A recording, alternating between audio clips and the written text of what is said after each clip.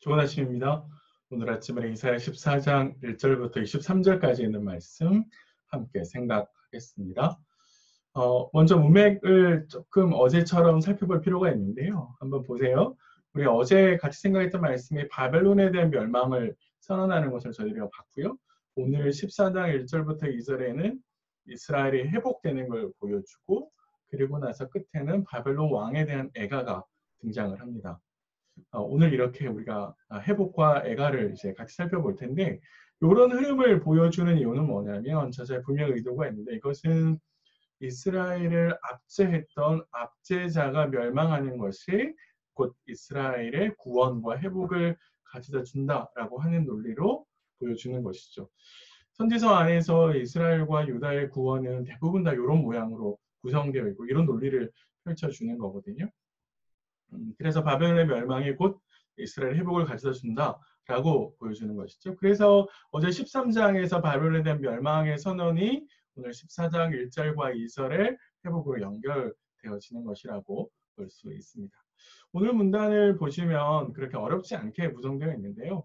회복을 먼저 보여주고 난 다음에 바벨론 왕의 심판을 받았고, 그래서 그 바벨론 왕에 대한 애가가 이렇게 쭉 나와 있습니다.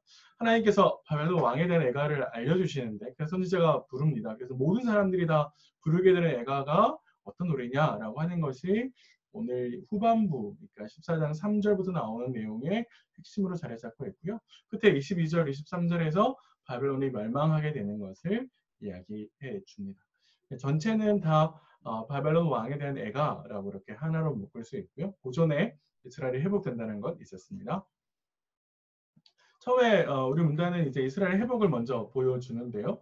바벨론의 멸망이 곧 이스라엘의 회복이 되는 것으로 연결할 수 있습니다. 왜냐하면 이스라엘을 압제하고 있는 이들을 바벨론이었기 때문에 그 압제하고 있는 바벨론에 멸망하면 자연스럽게 이스라엘이 회복이 되는 것이죠. 그러니까 곧 바벨론의 멸망의 선언은 곧 이스라엘을 구원하시겠다라고 하시는 하나님의 선언이다라고 볼 수 있습니다. 우리가 중요하게 생각해야 될 것은 사실 이스라엘의 회복이라고 하는 것이 그들 이스라엘이 뭔가를 잘했기 때문이 아니라 하나님께서 그들을 긍휼히 여기셨기 때문이다라는 것이죠. 이 긍휼이라고 하는 히브리 단어는 어머니가 가지고 계시는 자궁이라고 하는 단어에서 나왔는데요. 이거는 어머니의 헌신적 사랑을 이야기할 때 쓰는 단어입니다. 그러니까 하나님의 사랑을 어머니의 헌신적 사랑에 빗대어서 표현하는 것이죠.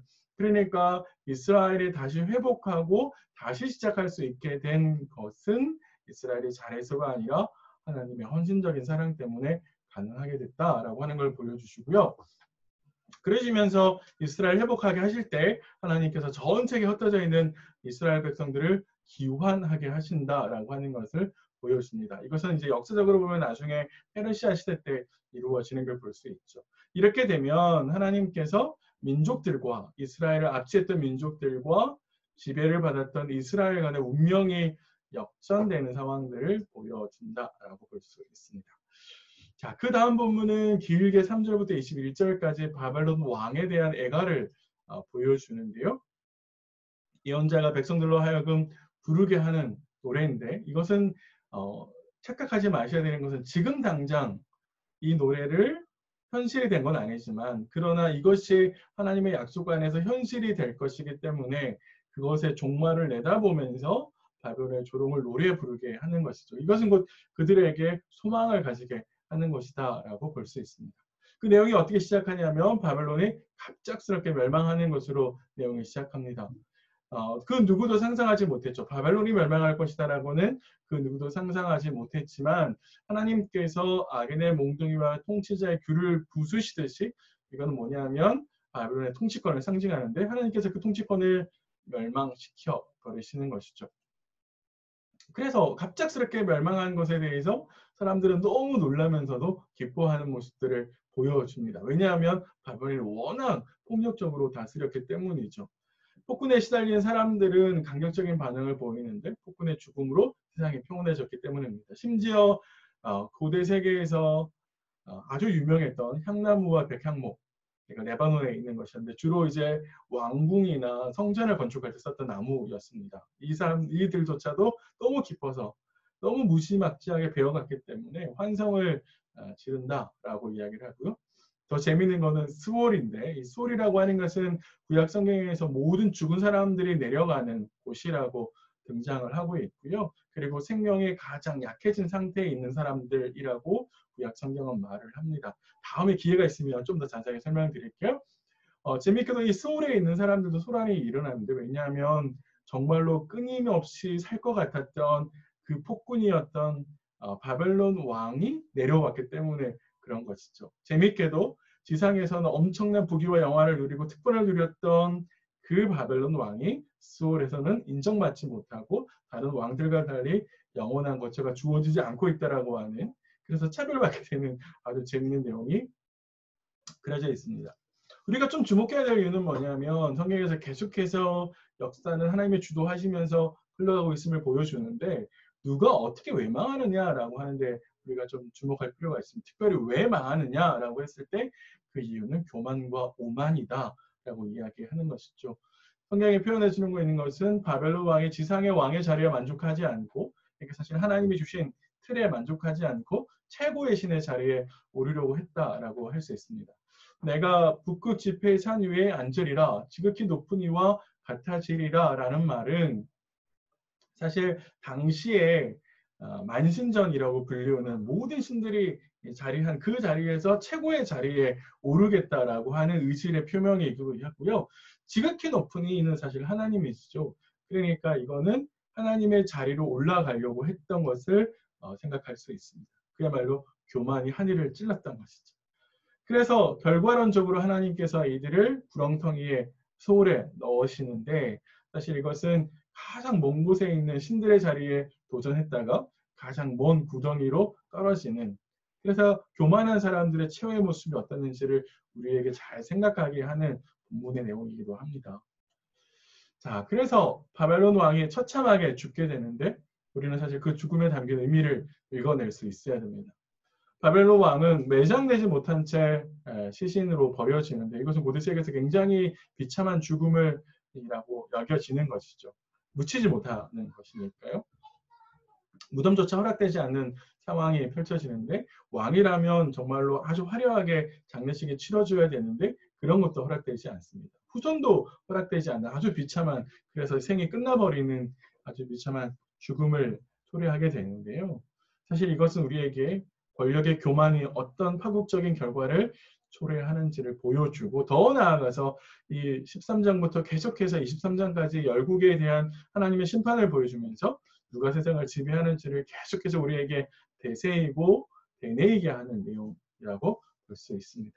그래서 끝에 너희를 향해서 하나님이 명령하시는데 이건 나중에 가면 아마 메데라고 하는 나라 등장을 하면서 바벨론을 치게 되는 걸 저희가 볼 수 있는데 바벨론의 이름을 끊고 그의 자손을 도륙하라 라고 이야기하고요. 하나님의 심판이 내가 그 이름을 치겠다라고 하는 모습으로 드러나는 것을 볼 수 있습니다. 한마디로 정리를 하면 바벨론 왕이 교만해서 하나님의 심판을 받게 됐다.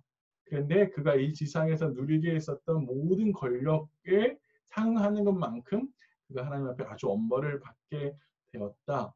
결국 세상은 바벨론과 같은 거대한 국가가 다스리는 것이 아니라 하나님이 다스린다. 그리고 그 바벨론의 멸망이 곧 이스라엘에게는 하나님의 헌신적 사랑으로 말미암아 구원을 주게 되었다.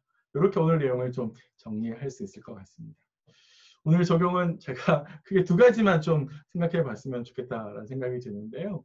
인간이 가지고 있는 권력이 얼마나 허무한 것인지를 좀 생각해 보자라는 겁니다. 아침 있을 것 같다고 제가 표현했는데 영원하지 않고 한순간에 사라져 버리는 거라는 거죠. 나를 지킬 수 있는 것처럼 생각되어지지만 사실 우리는 돈이나 집이나 권력이 나를 지킬 수 있는 거라고 생각하지만 사실 아니라고 하는 것은 성경이 계속 우리에게 이야기해 주는 거거든요. 만약에 그게 그런 거라면 하나님의 심판 앞에서 바벨론 왕이 가졌던 권력이 그를 지켰어야 됐는데 그러지 않았죠. 자꾸 근데 우리는 착각하면서 그리고 착각하게 만들도록 세상이 우리에게 유도를 하는 것이죠.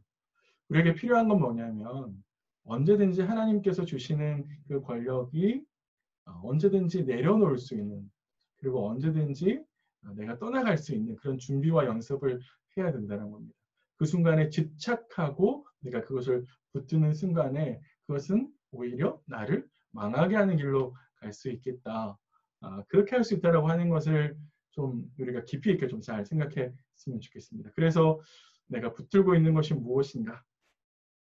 바벨론 왕이 붙들었던 권력과 같은 것을 내가 사실 하나님의 말씀 대신에 붙들고 있는 건가? 하나님이 아니라 하나님이 그에게 허락하신 뭔가의 지위를 붙들고 있는 건 아닌가? 한번 생각해 보았으면 좋을 것 같고요. 두 번째는 교만에 대해서 한번 생각해 보십시오. 바벨론 왕의 교만으로 말미암아 정말 처참한 패망의 결과를 맞이하게 됐는데요. 저는 교만이라고 하는 건 나와 나의 영향력을 아주 극대화시키면서 상대적으로 하나님의 영향력을 최소화시키는 것. 그건 사실 내가 원하는 대로 하겠다라고 하는 것이죠. 사실 바벨론 왕의 교만을 아주 내가 그런 권력도 없고 뭐도 없고 없는데 그런 것이 아니라 사실은 내 마음대로 나를 극대화시키려고 하는 것이 바벨론 왕의 마음속에 있었던 것이고 그것이 하나님의 자리까지 도전하는 모습으로 드러난 것뿐이거든요. 나에게 이런 모습은 없을까요? 나에게도 나를 극대화시키고 내가 원하는 방향으로 뭔가를 살아가려고 하는 듯한 그래서 하나님의 간섭을 배제시키고 하나님의 영향력을 최소화시키는 방식으로 내가 원하는 방식으로 내 삶을 만들어 가고 있는 건 아닐까. 그런 점에서 오늘 한 두어 가지 좀 같이 생각해 보았으면 좋겠습니다. 제가 여기 쓰지 않았는데 하나님의 어머님의 헌신적인 사랑도 오늘 본문에 등장을 했으니까요. 그것도 한번 시간 나시면 생각하시면서 곱씹어 보셨으면 좋겠습니다. 이사야가 이제 14장부터까지 와서 좀 가는데 아마 이쯤 되면 지치지 않으실까? 아우 지루해. 이거 내가 꼭 알아야 되나? 그런 생각이 들 수 있을 것 같은데요. 지치지 마시고 하나님의 말씀 안에 무슨 내용이 담겨져 있는지 또 하루하루 알아가시면서 우리 삶을 각자 좀 다듬어 가셨으면 좋겠습니다. 저는 지치지 않고 내일 아침에 다시 여러분 찾아뵙겠습니다. 오늘 하루도 평안하십시오.